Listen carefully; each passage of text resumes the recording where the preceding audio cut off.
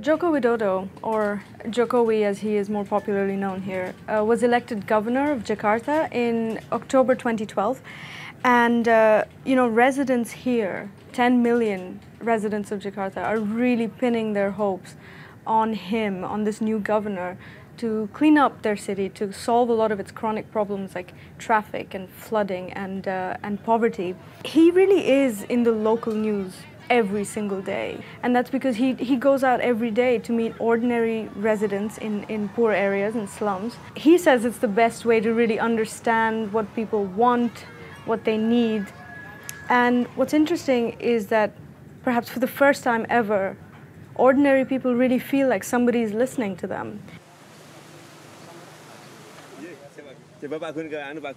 My colleague Andrew Marshall and I, we got to spend about half a day with him riding around in his car. We ate lunch with him. We went with him to see just how much people adore this new man. And I have to say he was quite stiff at first, perhaps because he was speaking in English.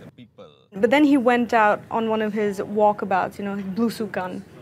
And he really opened up. I mean, he was suddenly in his element and talked to us very freely. But a part of this being so open and so approachable, almost as a mechanical reflex, you can see that it's a carefully calculated move.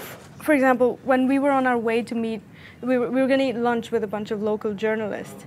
In the car, on our way to this lunch, he actually took off his formal dress shoes and put on a bunch of worn-out sneakers. We even ended up having a cup of tea with him in his house, right? And he never asked us to leave. He never sort of looked at his watch and said, "Okay, yeah, guys, I gotta go," which is quite typically Indonesian, I think. He was very accommodating and very hospitable.